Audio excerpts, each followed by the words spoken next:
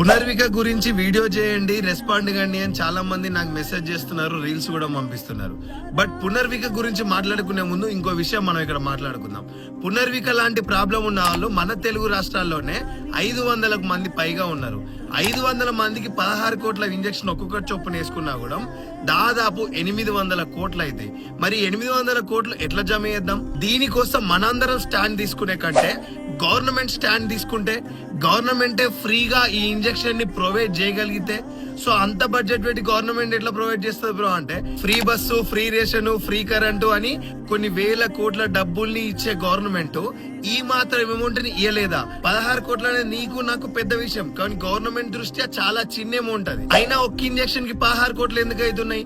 మనం బయట దేశం నుండి ఇంపోర్ట్ చేసుకుంటున్నాం కాబట్టి.